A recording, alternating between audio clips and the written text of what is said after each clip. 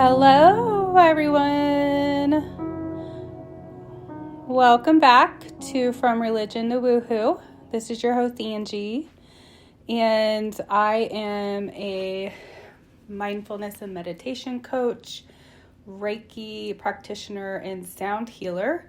I also worked in the mental health field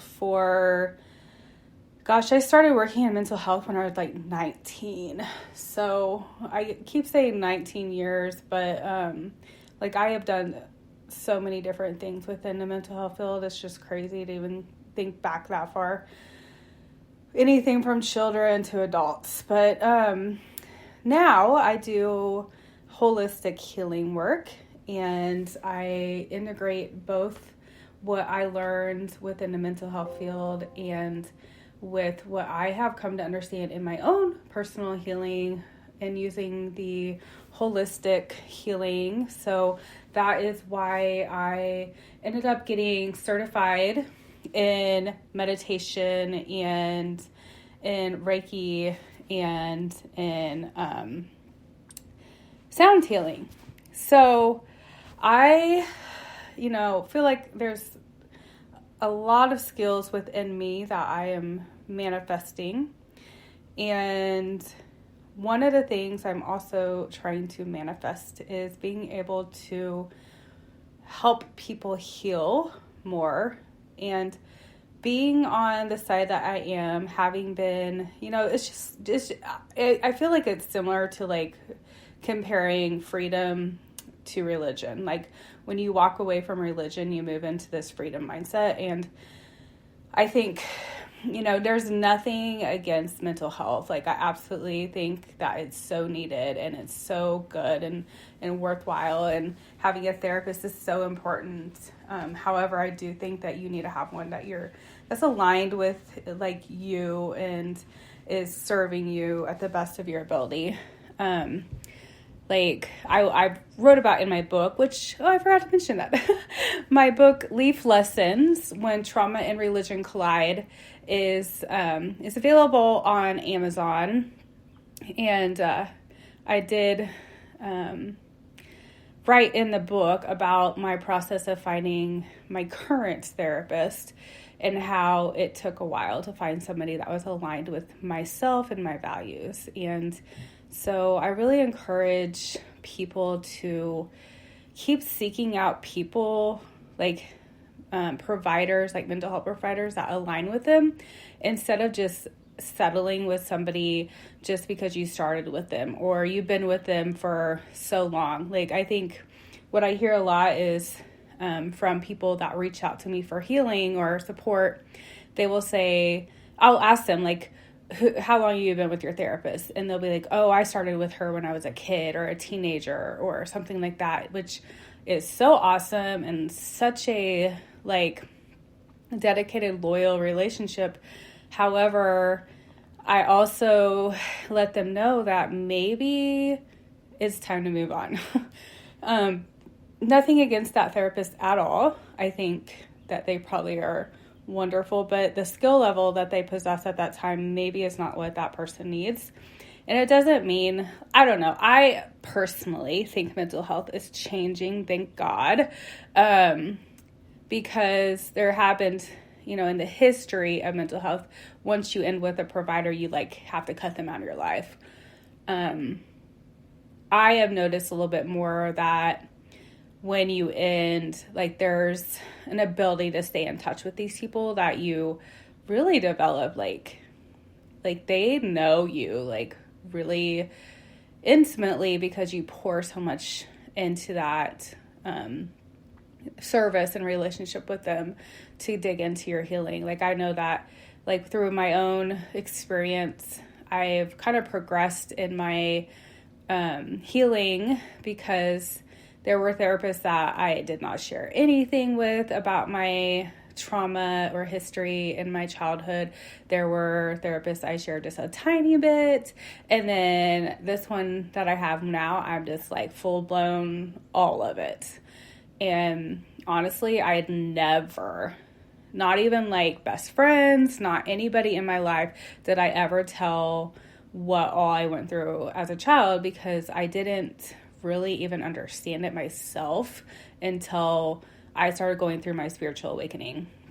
And then I started seeing like patterns and understanding how that trauma formed my mind and my thinking. And it's going to be a lifelong process because it is programmed in my body at this point, but I can recreate a brain structure and function and change the narrative for the future. So that is what I'm working on. So just to pull that into what I have been thinking about sharing, is this has come up in me.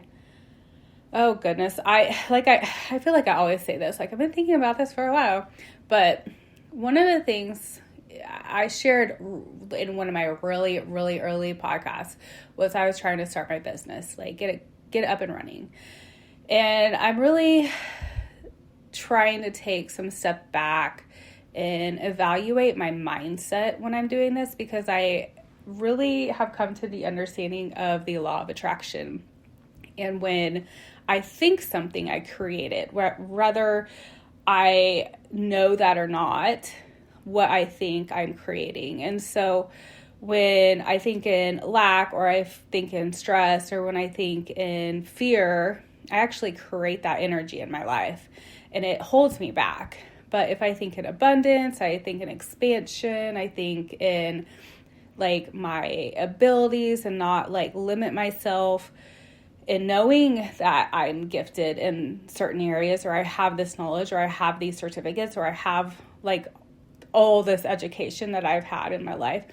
Like I know what I offer has value, and I have clients I'm working with right now that it's just, I mean, I think about the most recent client I took on, and I actually have known her for a few years, and it's been awesome to watch, because within the first week, it was like, I can't even tell you. It was just like this flower bloomed and like aha moments. And she came back the second week that we met and just shared all this stuff with me about what had happened in her first week of the healing program. And I'm just like blown away and encouraged and so happy and blessed. And like, she just was being so kind and praiseworthy of like what I had been able to provide in that setting for her to help her like kind of open her eyes to things. And it's just encouraging to watch. So it's not that I don't think, like, it's not about the skill set. It's about my mindset on like the programming that society has put on us, that life has to look a certain way. We have to have a certain kind of job. We have to make this kind of money. We have to have this schedule, like all these things. And so just like the religious program, like we have to go to church, we have to read our Bible, we have to pray, we have to repent, we have to confess our sins, we have to, it's just exhausting. So I am trying to break out of these mindsets. And as I continue to work on this, understanding the law of attraction a little bit more, I think about manifestation.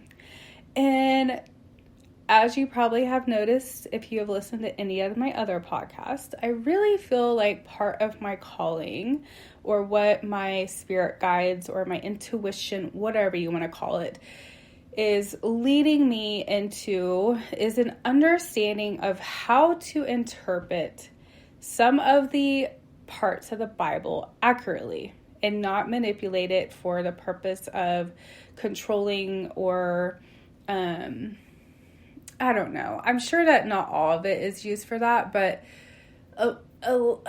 usually if there is something positive said, there is something negative attached to it. Like, I'm trying to think of something. Okay, so say, like, I always would hear, like, we are saved by grace. And that's positive. Like, we're saved, like, by this grace. However, there's a negative undertaking of that. If we're not saved by grace. If we didn't have this grace, we wouldn't be saved. So there a level of positivity and a level of negativity. And I think that we manifest those even in our own ways of thinking. Like we can think, oh my gosh, this is so dumb. It just popped in my head, but I'm going to say it. So right now, gas is like outrageous here in the United States. And I know it's like that everywhere right now because I've heard and I've seen things about how the whole world is. And I just think it's funny. Americans are so selfish and they just complain all the time. Anyways, sorry, that was just like a tangent. Going back to the topic.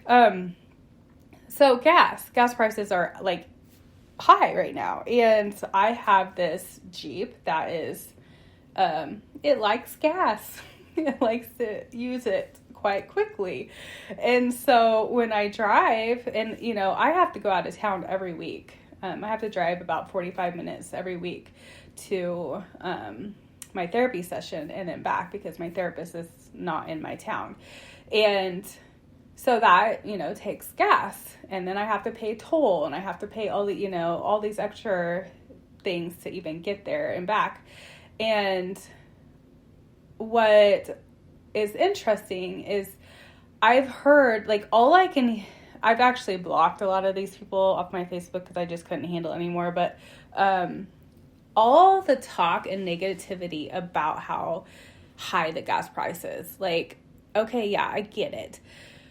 But I have a vehicle that can get me places whenever I want. It is like 150 degrees out. Okay, not like that high, but it feels like it sometimes. And I have a car that runs with an air conditioner that I can put gas in. And I have never gone without putting gas in it, whether that was on a credit card or not. I have always been able to get where I need to be. So even though there could be a negative, there's also a positive. So when we think about the programming that we develop in this life where we think it has to be one way or the other, what we have to do is switch our mind from that negative aspect of it to the positive aspect. And that is what I feel like some of my understandings have been coming from some of the parts of the Bible that just pop in my head just out of the blue.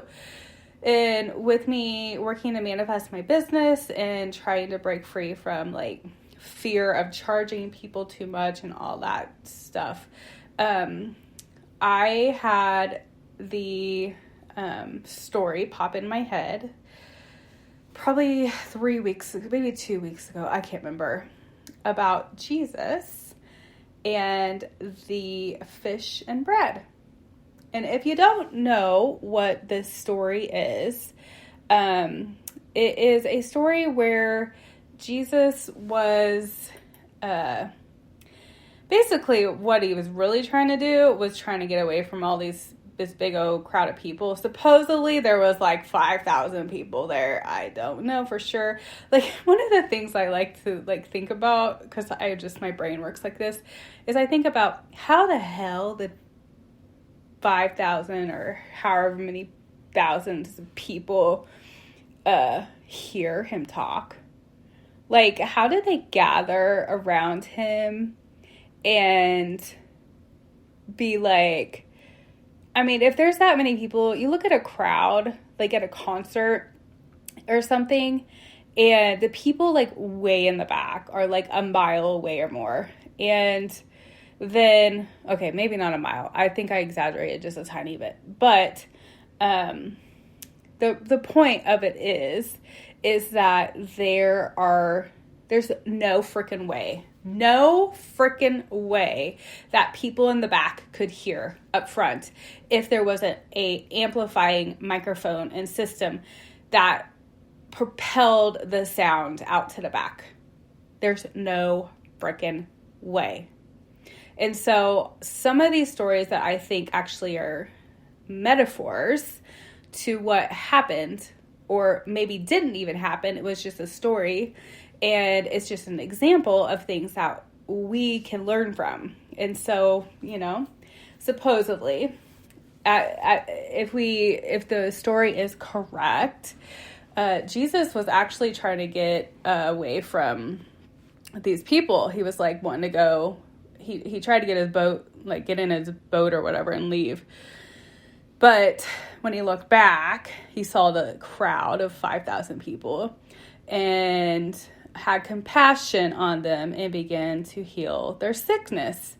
So basically using Reiki energy healing, which if you don't know what Reiki energy healing is, it's like laying on of hands, and it's using universal energy to heal the body. And I have been doing that for quite a while now, and the results are just freaking amazing. Like, I am always in awe of what happens after a session. Like, I had a woman one time that was struggling with just a lot of pain in her sacral chakra, which is your lower stomach area, and like she just couldn't get rid of the pain. And actually, I just thought of another. Anyways, this woman actually had been in menopause for like a year, and that same day that she came in to get a session with me, she actually started her period that day. And she texted me, was like, holy hell, like, what did you do to me? I just started my period after a year. And apparently there was just some stagnant energy that needed to be released at that time. Like, it was just kind of stuck in there, but it brought relief. Another woman that I worked on, I remember she was having a lot of pain in her side. And as I worked on her, like, I just intuitively told her, I go, you have a kidney stone. And so I did some work around her, sent some energy into that area. And within a week she had passed it. So, there's this energy is real. It actually does work. So when they talk about Jesus healing, like, I think that's what he was doing, was using Reiki. And Reiki came from, within Buddhism. The guy that came, like, kind of discovered it and started to pass it down, Mr. Yushi, he, is that his name? I'll have to look that back up. I just thought about that little thing on Mario Brothers. I think I just made it up, but I think his name is, I really do think that's his name. Anyways, my mind is so distracted today. Okay, so this has been passed down, and I think that Jesus probably learned it from them, because I personally, I think Jesus went to go hang out with a Buddhist and learn how to meditate and manifest and use Reiki and energy healing and sound. Like, I think that's what he went to go do. And then he started his, what we call the ministry. Okay. Anyways, back to this story where he, had compassion on these like 5,000 people. He was like, basically he saw they were hungry, and the people that he was with, what we would call disciples, came to him and was like, dude, we are in this remote place. There's no food. It's really late. Like, we need to send them home so they can eat. And Jesus, in his, kindness and love, said back, don't send them away. Let's just give them something to eat. And then the people, the guys with him were like, we don't have any food, Jesus. We have 5 loaves of bread and 2 fish. And so what Jesus did was he said, well, bring it here. And basically he just told all these 5,000 people, since they could all hear him, to sit down. And then he supposedly sat in little, I don't know, groups or something like that. Anyways, then he took the 5 loaves and the 2 fish. He gave thanks and he broke them. And he gave them to the disciples. And they handed them out to all the 5,000 people. And every single person in this crowd ate food. They all got something to eat out of 2 fish and 5 loaves of bread. If you want to really look at this story in a technical way of like the reality of what happened, Jesus basically manifested out of the little they had something big. So he used the energy of manifestation to enhance this. And I think if, I really question if this really did happen. I'm sure in some aspects there were, I don't know. You know how when you are telling a story and people exaggerate and like there's like really like 10 people there, but like to make it sound cool, you're like, gosh, there was like 50 people there. I think that probably happened to be honest, but who knows? Maybe there was 5,000. And, however, I think the whole point of it is a example, basically, like if it didn't really happen, like just a story to help us understand that the small things that we have, if we give appreciation for it, we can manifest those into larger things. And we don't have to look at our lack to receive abundance or to receive more of the things we desire. So when we take our focus off of our lack mindset and what we don't have, or the negative mindset and how it may not work, and we put it on positive, we can actually use the law of attraction to manifest that and to bring it into fruition, like to build it and grow it. So when you have this desire inside of you to, whatever that is to build something, a business, or develop, like maybe you want to find the love of your life, maybe you want to have children, maybe you want a new job, maybe you want a new car, maybe, whatever it is, what we tend to do is look at what we don't have instead of what we do have. Jesus clearly looked at what he did have, or what they did have, and not what they didn't. And he said, let's do this shit. I'm going to turn all this into a whole bunch of food. And he did, apparently, because they all ate. So when we really get down to the nitty gritty of manifestation and law of attraction, our mindset and the way we talk about things is so important. So for myself, I am going to be working on that. And I encourage you to think upon something that you would like to manifest, whether that is something small or big. Maybe start out with something small. Maybe get in your energy, meditate, speak positive over it. And maybe you want to manifest a cup of coffee at the coffee shop. Maybe you want to manifest a dollar bill on the ground. Maybe you want to, anything can happen. Seriously, if you don't believe in the big stuff, then start small. Okay? Speaking of manifestation, I got some more done on my 6 weeks healing program, and I have set a date that I'm going to start it, and I am going to purposely make sure I get this done by then, because I really want to get this going. And for myself, in this 6 weeks program, who I'm offering to anybody or everybody around the world that wants to join it, I am going to really focus on the healing aspects of it and how it is going to bring support into people's lives and help them manifest the lives they truly desire.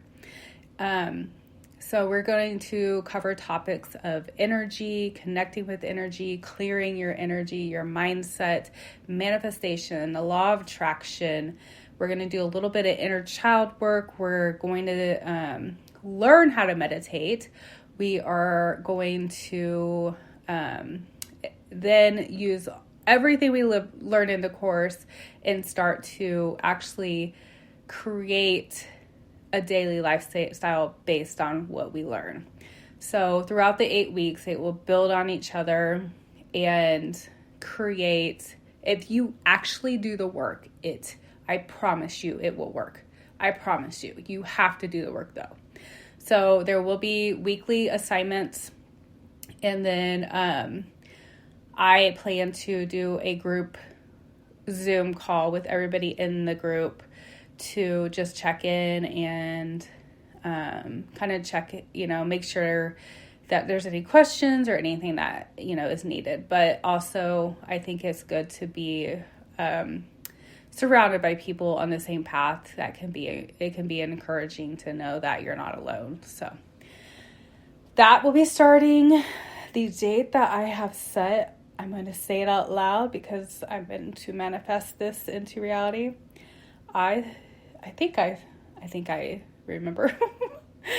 I think I set August 13th as the date to start. So that gave me 3 more weeks to get all this content done. That way I can just jump in, and I'm going to do it right along with everybody. So if you would like to prepare to be a part of this, I encourage you to reach out now, because I am going to keep it limited to a certain amount of people so I can make sure that I am being able to be a support to everyone. Just let me know. I will get you on the list. And then if you need a payment plan or anything like that, that's totally fine. I am debating on the cost at this point. So I don't know. It's either going to be between $275 or $333 for the early bird special. And then it will probably rise after that. So if you want to get in early, get your name on the list. So, all right, I think that's it for today, and I hope that this was helpful for you. I know that it helped me to even talk about it, and I really hope that you begin to see all these amazing mindset changes and manifestations come into your life. I wish you the best day, night, evening, whatever time it is for you. And I send you all of the universal love that there is. Namaste.